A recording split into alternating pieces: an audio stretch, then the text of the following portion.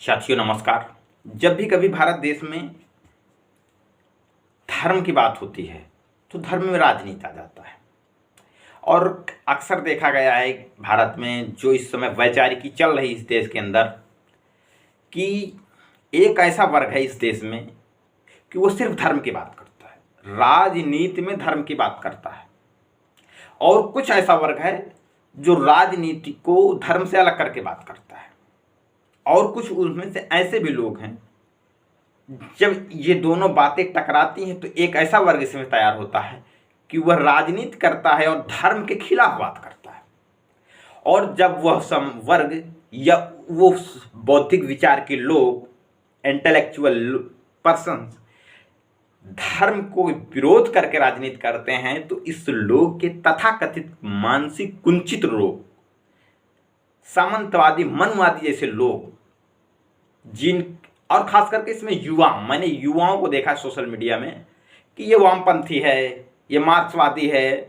तो उन लोगों से अगर पूछा जाए कि आप वामपंथ क्या होता है तो उनको बहुत ज़्यादा ज्ञान नहीं होता। मार्क्सवाद क्या होता है, ज्ञान नहीं होता। मार्क्सवाद की दुनिया में थ्योरी रही। और एक बात ये समझ लो, मैं और जनरल नॉलेज की बात बता रहा हूँ, भारत में बीजेपी की सरकार है।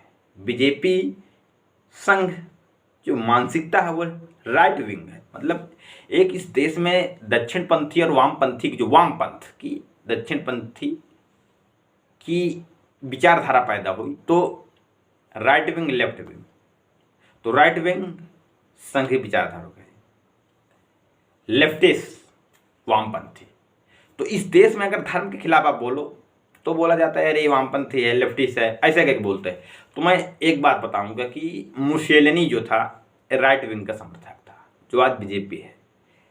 हिटलर था, वह राइट विंग का समर्थक था। मतलब तानाशाह, धार्मिक तानाशाह कि धर्म का डर दिखाओ, देश में राज करो, जो बीजेपी कर रही है। और वही लोग वामपंथ का गाली देते हैं।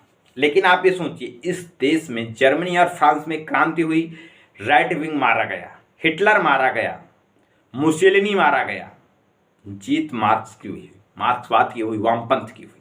इसलिए जो वामपंथ को गाली देते हो, गाली देना बंद करो।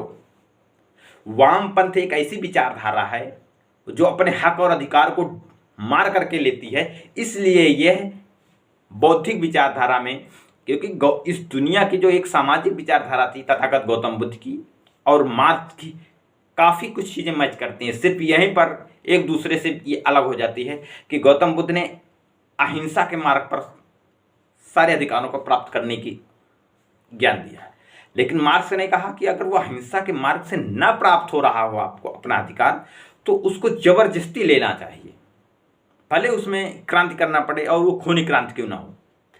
तो मानवतावादी जो व्यवस्था है, क्योंकि अगर आप कोई चीज़ प्राप्त कर रहे हैं, किसी को हानि पहुंचा करके कर रहे हैं, नुकसान, किसी को दंड दे करके प्राप्त कर रहे हैं, तो वह बुद्ध की नज़र में वो उचित नहीं माना गया, लेकिन मार्क्स उसको उचित माना।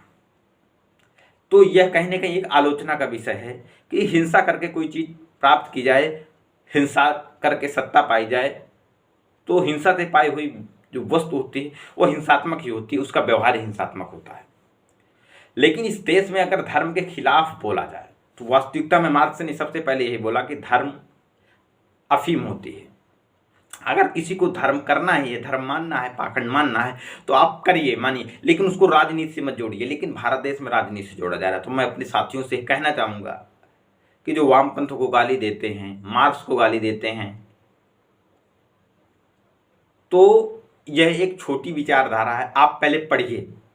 अगर आप कोई खाना खा रहा है, उसका खाना छीन लेंगे और वो भूखा है, तो उसके पास दो ऑप्शन है, या तो वो भूख मर जाए, या तो वो अपनी भूख मिटाने के लिए आपसे अनुरोध करे कि मेरा छीना हुआ खाना मुझे दे दो।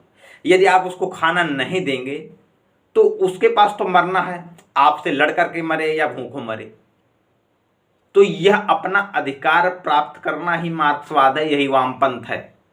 और इसमें यदि आप धर्म जोड़ देते हैं तो उस धर्म का जब विरोध किया जाता है, यह वामपंथ का एक उच्च स्तरीय हो जाता है, जो आप लोगों को ऐसा, क्योंकि धर्म के सहारे आप बोलते हैं कि तुम्हारे किस्मत में नहीं, इसीलिए तो मुझे मिल गया है, तुम्हें नहीं है।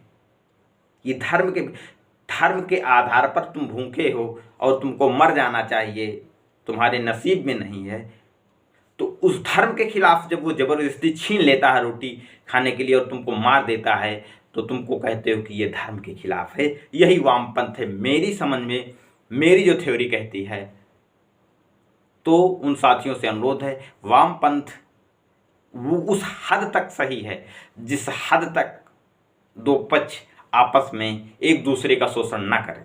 अगर आप शोषण करने से नहीं रुकेंगे तो वामपंथ हिंसा के रूप में आ जाएगा, और वह वामपंथ निश्चित तौर पर समाज के लिए, देश के लिए, राष्ट्र के लिए हानिकारक है। क्योंकि अगर हम एक देश में दो वर्ग रहते हैं, एक वर्ग दूसरे वर्ग के खिलाफ हिंसा करेगा और हिंसा करके अगर वो अपनी शासन स्थापित करेगा तो आखिर देश का ही तो नुकसान करेगा। ये एक आलोचना है। लेकिन जो लोग इसको गाली देते हैं बगैर सोचे समझे, उनसे अनुरोध है, समझें। गौतम बुद्ध ने कहा, अपो दीपो भव, अपना प्रकाश खुद बने। किस धर्म ग्रंथ में क्या लिखा है, किसने क्या कहा है, यह बात ना मानते हुए हमको अपना विवेक का प्रयोग करना है कि हाँ क्या सही है क्या गलत है, उसको आप मानें, उसको अपने जीवन में अमल लें। मेरे दी हुई द्वारा जानकारी कैसे लगी कमेंट बॉक्स में लिखें। धन्यवाद। जय भारत, जय संविधान, जय विज्ञान।